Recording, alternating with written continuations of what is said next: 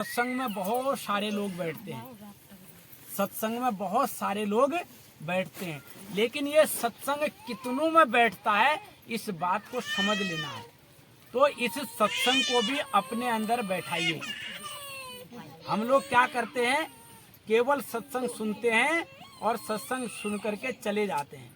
एक राजा के दरबार में एक मूर्तिकार आया, बड़ी सुंदर मूर्ति बना करके लाया। 2 मूर्तियां बनाई उसने और देखने में एक सी, रूप रंग एक सा, पूरा सब कुछ, कहीं कोई कमी नहीं। लेकिन एक मूर्ति की कीमत अनमोल थी, एक की उससे कुछ कम थी। यानी कि एक की कीमत बहुत ज्यादा, अनमोल का मतलब बहुत ज्यादा कीमत थी, कोई मूल नहीं था, और एक की बड़ी कम कीमत थी। तो राजा ने पूछा, भाई ऐसा क्यों है? मूर्तियां उनने उठाई, देखा दोनों में कोई फर्क नहीं। तो उसने अपने दरबार में सबसे कहा, भाई बताइए ये ऐसा क्यों है? सबने उठाई मूर्ति, कोई जांच नहीं पाया कि भाई इस मूर्ति की कीमत ज्यादा क्यों है, इसकी कम क्यों है। जब दोनों मूर्तियां एक सी हैं, एक सा रंग, एक सा कलर, एक सी बनावट, सब कुछ एक सा, फिर भी एक की कीमत ज्यादा और एक की कीमत कम क्यों है? जब किसी की समझ में नहीं आया तो जो राजा के सलाहकार होते हैं, जो वजीर होते थे उस समय, वो बड़े चालाक और चतुर बुद्धि वाले होते थे। तो वजीर ने कहा, महाराज क्या मैं भी एक बार इस मूर्ति को देख लूं? उसने कहा, बिल्कुल जरूर देख लीजिए। जब उसने देखा तो उसको ज्ञान हो गया। तो वो क्या लाया, 2 धागे लेकर के आया। उसने एक धागा मूर्ति के कान में डाला तो वो दूसरे कान से निकल गया। फिर उसने दूसरा धागा दूसरी मूर्ति में डाला तो वो धागा उसके पेट में चला गया। तो उसने राजा को कहा, महाराज ये रहस्य की बात है, ये 2 प्रकार की मूर्ति हमको संदेश देती है। बोला, एक मूर्ति तो ये संदेश देती है कि एक कान से सुनो और दूसरी कान से निकाल दो, इसलिए इसकी कोई ज्यादा कीमत नहीं है। जो एक कान से सुनता है दूसरे कान से निकाल देता है, उसकी कोई कीमत नहीं होती। बोला, एक मूर्ति ऐसी है कि जो कान से सुन रही है और अपने उदर में, अपने शरीर में, अपने अंदर समाहित कर ले रही है। तो बोला, इसलिए इसकी कीमत ज्यादा है। अब हम लोग कौन सी मूर्ति बन रहे हैं या हमको कौन सी मूर्ति बनना है, ये हमारे अपने अंदर है, अपने विवेक को लगाए जगाएं। तो हमको अनमोल मूर्ति बनना है तो ऐसी मूर्ति बने जो गुरु के शब्दों को सुन करके जीवन में धारण करें। ऐसी मूर्ति ना बने कि एक कान से निकाल दे और दूसरे कान से निकल जाए। तो इसलिए हमको कौन सी मूर्ति बनना है, जो गुरु के वचनों को सुने और अपने अंदर उतार ले, तभी तो जीवन का कल्याण होगा, तभी तो जीवन में आनंद होगा। लेकिन हम करते क्या है, केवल सुनते हैं और सुन करके एक कान से सुना दूसरे कान से उतार दिया। इसीलिए तो हमारे जीवन में परिवर्तन नहीं होता और हम कहते हैं कि हमें कोई चीज प्राप्त नहीं हुई। इतने साल से हम सत्संग में लगे हुए हैं। अरे आप पूरे जीवन सत्संग में लगे रहो, लेकिन जब तक आपके अंदर ज्ञान, विवेक, शीतलता, प्रेम भाव, विरह, वैराग पैदा नहीं होगा, तब तक वो परमात्मा मिलने वाला नहीं, उसका एक अंश भी प्रकट नहीं होगा। तो उसके लिए क्या करना पड़ेगा? उसकी भक्ति करने के लिए, उस परमात्मा को प्राप्त करने के लिए कहें कबीर तज भरम को। कबीर साहब कह रहे हैं कि नन्ना होय के पीव। आपने देखा होगा छोटा सा बालक, उसके अंदर अपना, तेरा, मेरा किसी प्रकार का कोई भाव नहीं होता, बड़ा निर्मल होता है ना छोटा सा बालक। कहते हैं बच्चा भगवान का रूप होता है। क्यों होता है भगवान का रूप? क्योंकि उसके अंदर छल कपट नहीं होता, द्वेष ईर्ष्या नहीं होती। इसलिए कबीर साहब कह रहे हैं कि संसार में जितना भी भ्रम तुम्हारे अंदर बैठा पड़ा हुआ है, इसको खत्म कर दो, बच्चे बन करके इसको ग्रहण करो। क्या कह रहे हैं कबीर साहब? कहें कबीर तज भ्रम के नन्ना होय के पीऊ। नन्ना बन करके इसको ग्रहण कर, इसको पी। कहा तज अहम गुरु चरण गहु, जम से बचावे जीव। तो इस जीव को वो पीऊ बचाएगा। कब बचाएगा? जब क्या करेंगे हम? अहंकार को छोड़ करके अपने मान का हनन कर करके, अपने मन को मार करके, मन को मारना संसार की इच्छाओं में कंट्रोल कर लेना, उतना ही हासिल करना जिससे हमारे इस संसार में हमारा जीवन यापन हो सके। विलासता पूर्वक जीवन नहीं जीना है हमें, और विलासता पूर्वक जीवन जीना शुरू कर देंगे तो माफ करना फिर वो परमात्मा हमसे खुद में खुद दूर हो जाएगा। इसलिए कह रहे हैं कि अहम को छोड़ दे। जब हम अहम को छोड़ने वाले हो जाएंगे तो क्या करेंगे, वो पिया हमारी रक्षा करने वाले हो जाएंगे। और जब तक हम ऐसा नहीं करेंगे प्रेमी सज्जनों, माफ करना, तब तक वो परमात्मा हमको मिलने वाला नहीं।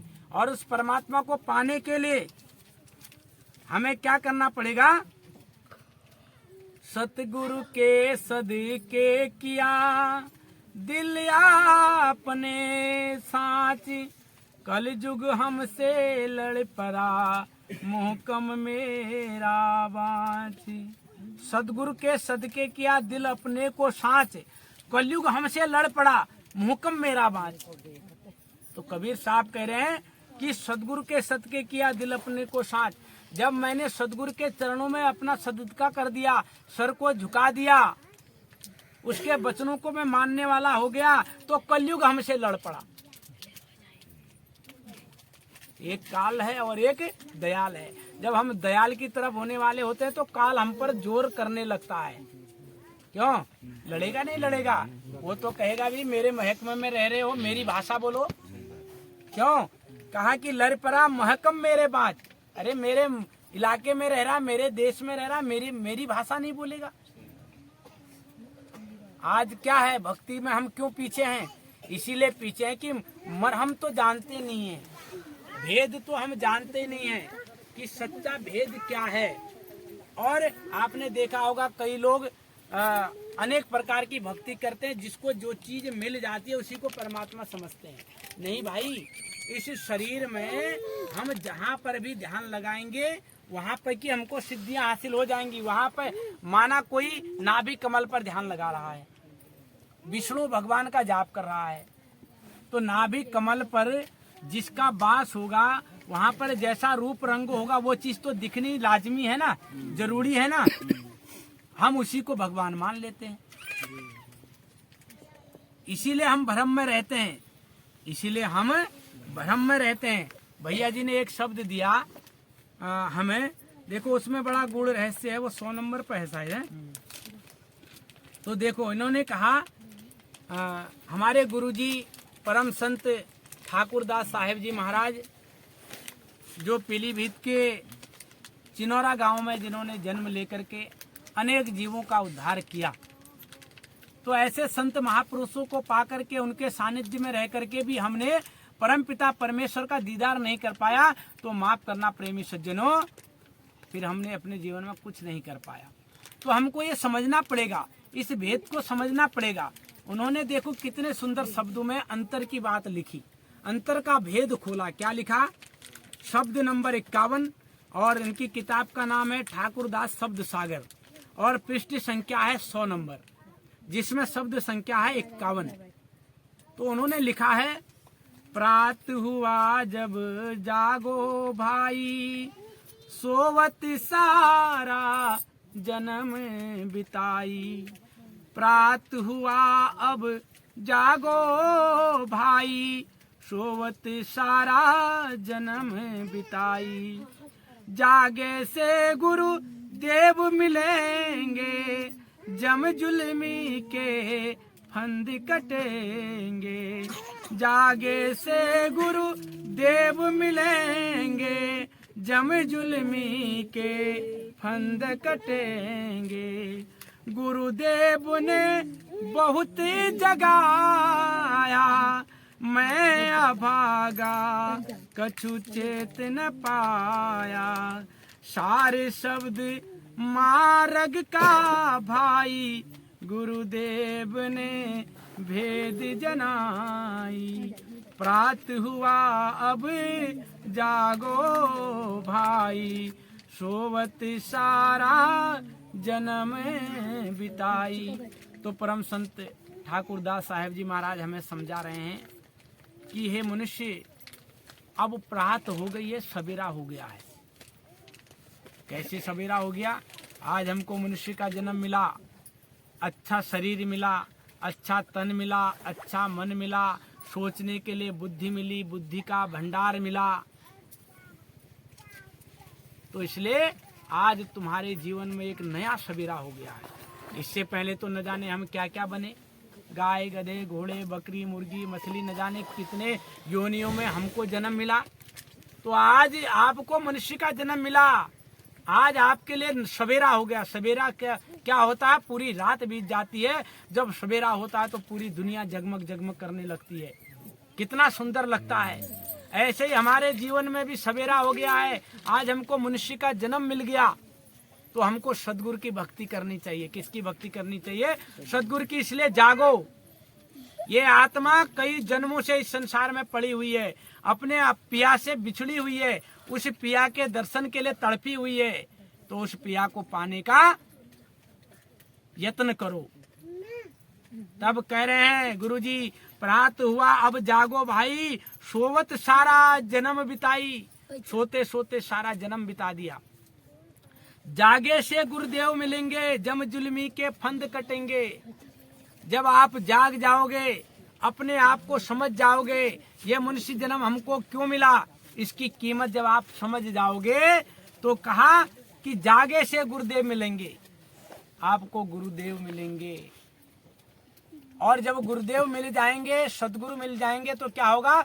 जम जुल्मी के फंद कटेंगे, है ना? किसके फंद कटेंगे? जम के। लेकिन हम क्या करते हैं?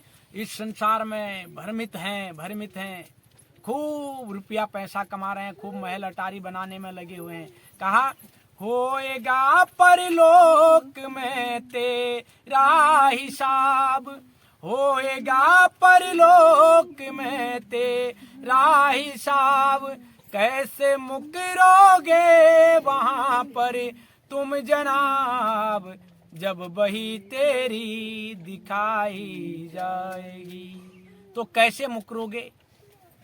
जब देखो, यहाँ हम बैंक में पैसा जमा करते हैं तो बैंक वाले हमको बही खाता दे देते हैं कि तुमने इतना इतना पैसा जमा किया है।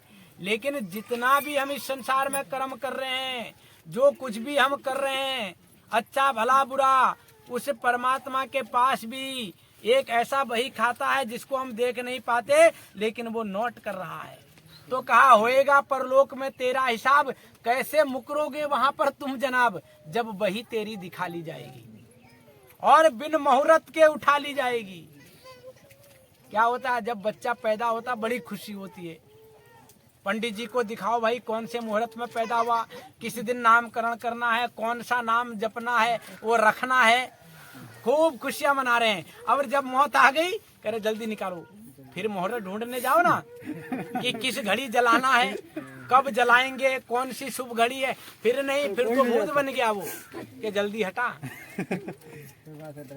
फिर वहां से डरन लगे। तो इसलिए गुरुजी कह रहे हैं कि जम जुल्मी के सारे फंदे कट जाएंगे। कहा गुरुदेव ने बहुत जगाया, मैं अभाग कुछ चेत न पाया। इस धराधाम पर सदगुरु महापुरुष आते रहे जन्म जन्मांतरों से और हमको जगाते रहे, समझाते रहे। वो तो कह रहे हैं कि मैं कहता हूँ कहे जात हूँ, कहे बजाऊं ढोल, और श्वासा खाली जात है तेरे तीन लोक का मूल। संत कह रहे, कबीर साहब कह रहे, मैं तो तुमको जगा रहा हूँ, तुम्हारी ये जो सांसें हैं ये बेकार में जा रही हैं, इसलिए इन सांसों को परमात्मा की भक्ति में लगाओ। एक दिन ये सांस बिखर जाएंगी, टूट जाएंगी, छूट जाएंगी, फिर हम भक्ति नहीं कर पाएंगे। आपने कहते हुए सुना होगा ना, खूब अच्छा कर्म करो भाई, मरने के बाद मुक्ति मिलेगी। अरे मरने के बाद मुक्ति मिलती है क्या? क्यों? किसी ने देखा? कोई मर करके इस पृथ्वी पर वापस आया नहीं और कोई जीते जी स्वर्ग गया नहीं। तो फिर ये बातें कहाँ से आ गई? यहाँ गया क्या कोई? जीते जीते कोई स्वर्ग गया है भाई? हैं? और या मर करके कोई वापस आया है? तो हमको कहाँ फंसा दिया जाता है? अच्छे कर्म करो, बुरे कर्म मत करो, और इससे हमको हमारा उद्धार होगा।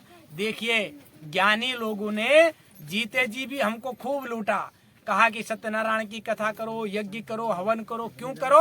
बोला तुम्हें अच्छा जन्म मिलेगा, तुम्हारा मोक्ष होगा।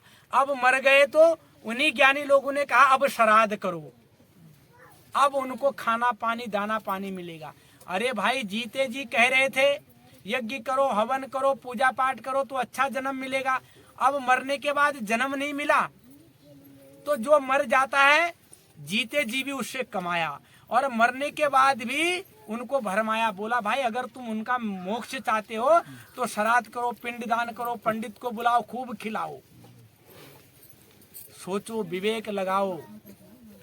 अरे जीते जी आप मोक्ष की बात करते थे, अब वो मर गया, जीते जी आपने मोक्ष नहीं करवा पाया, मरने के बाद आप मोक्ष कैसे करवा देंगे? अब कराने वाला भी इस बात को विवेक नहीं लगाता।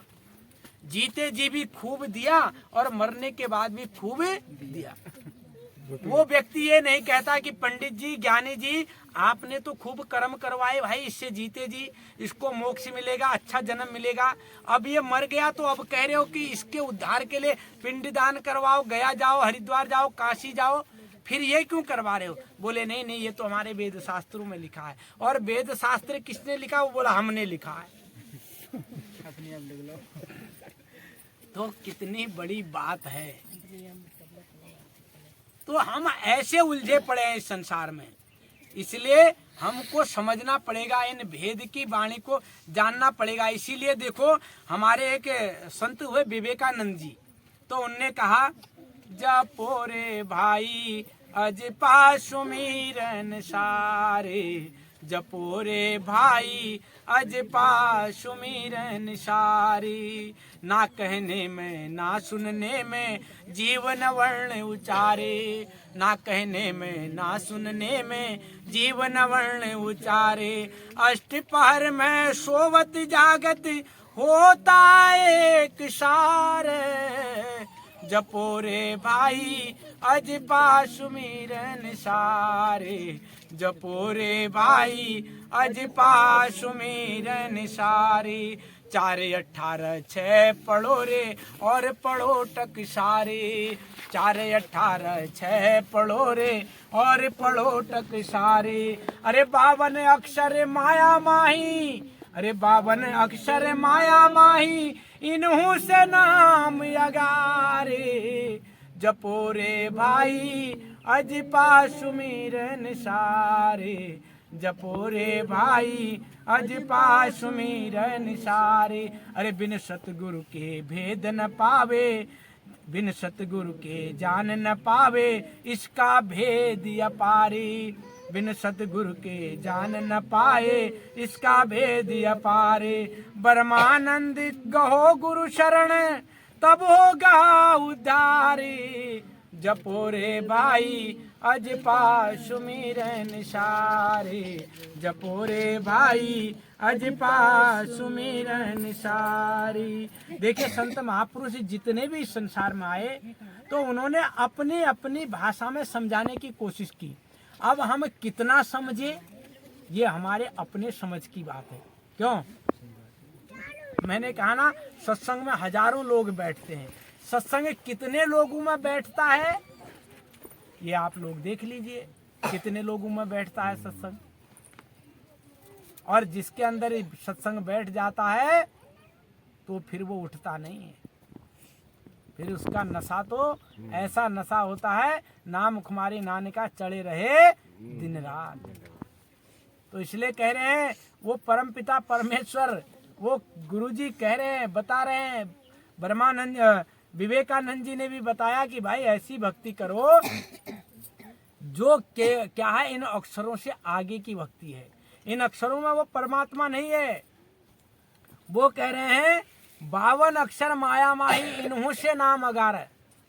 कहा कि वो कह रहे हैं कि 4 18 6 पढ़ो रे और पढ़े टकसार, 4 18 6 पढ़ो, 4 वेद 18 पुराण, क्यों, और 6 शास्त्र। इनको पढ़ने से बोला कुछ होने वाला नहीं, वो नाम तो इनसे भी आगे है। ये वेद शास्त्र पुराण उपनिषद ये कब पैदा हुए? जब ये ब्रह्मांड पैदा हुआ, जब ये संसार पैदा हुए, तभी तो ये किताबें बनी। वो तो नाम, वो तो शब्द, वो तो परमात्मा इन सबसे पहले था। फिर उसको कौन सी भाषा में उसका सिमरण किया जाता होगा, समझने का विषय ये है। लेकिन हम समझते क्या है, ये समझ कर करके देखिए। तो जितने भी लोग इन मंत्रों में उलझे हुए हैं, वो जीवन भर उलझे रहेंगे, उनका उद्धार होने वाला नहीं। ओम को जपने वाले, सोहंग को जपने वाले, सन्यासी, बैरागी, त्यागी, रारंकार, सोहंकार, ओंकार, सत्य नाम, इन सबको जपने वाले सन्यासी, बैरागी, त्यागी, ये बैकुंठ धाम के वासी हो सकते हैं। हमारे गुरुजी ने लिखा, ऐसे लोग बैकुंठ धाम के वासी हो सकते हैं, लेकिन ये आत्मा का कल्याण नहीं होगा। ऐसा नहीं कि भक्ति बेकार तो कोई नहीं है, कुछ न कुछ फल तो मिलता ही है। लेकिन अगर आप चाहो कि आवागमन का मार्ग छूट जाए, आत्मा का कल्याण हो जाए, यह आत्मा उस परम पिता में समाहित हो जाए जिसके मन से है, तो उसके लिए आपको सदगुरु के चरणों में जाना पड़ेगा। तो प्रेमी सज्जनों, बात हमको समझ लेने की है। बड़ा अनमोल सत्संग है ये बड़ा दिव्य सत्संग है। ये वाणियां जब आती हैं उस परमपिता परमात्मा के द्वारा, तो इसको अपने जीवन में उतार डालो, पिरो दो, इसको गह लो, तब जीवन में परिवर्तन आएगा। और हम जीवन में परिवर्तन आएगा आएगा आएगा ऐसे नहीं आएगा। गुरु के बताए गए रास्ते पर चलने वाले बनोगे, तब जा करके परिवर्तन आएगा। तो इसलिए इन बातों को हमको समझना पड़ेगा, हमको जानना पड़ेगा। जब तक हम इन बातों पर अमल नहीं करेंगे, इसको समझने वाले नहीं बनेंगे, माफ करना प्रेमी सज्जनों, हमारे जीवन का, इस आत्मा का कल्याण होने वाला नहीं है। शब्द है बहुत लंबा, समय लगेगा बहुत ज्यादा, क्योंकि ये जो शब्द हैं एक लाइन समझाने में कई घंटे लग जाते हैं। इसलिए बात समझो, केवल मूल बातों को जानने वाले बनो। तो इसलिए प्रेमी सज्जनों, आगे गुरु ने कहा, सार शब्द का मार्ग भाई गुरुदेव ने भेद जनाए। जो ये सार शब्द का मार्ग है, सार किसको कहा? जिस शक्ति ने संपूर्ण सृष्टि को पैदा किया, वही तो सार है, वही सार है ना। जिसके कारण हम पैदा हुए, जिसके कारण ब्रह्मा विष्णु महेश पैदा हुए, वही तो कारण है। जिसके कारण, जिसकी कृपा से, जिसके अंश से ब्रह्मा विष्णु महेश भी पैदा हुए, वही सार है। उस सार को कौन जनाएगा? कह रहे हैं, गुरु बिन भेद न लखाई। गुरु बिन के बिना कोई दूसरा भेद लखाने वाला नहीं है। तो प्रेमी सज्जनों, सद्भक्ति करो, सत्संग में आओ, सत्संग को सुनो। अब ये दूसरा आश्रम भी खुल गया है, हर महीने के दूसरे इतवार को यहाँ सत्संग हुआ करेगा। कब हुआ करेगा? हर महीने के दूसरे संडे को या इतवार को यहाँ सत्संग हुआ करेगा। बाई चांस हम नहीं आ सकते हैं, तो ये नियम बना लो आप लोग कि आप लोगों को दूसरे रविवार को यहाँ आकर के सत्संग करना है। समझ रहे हैं?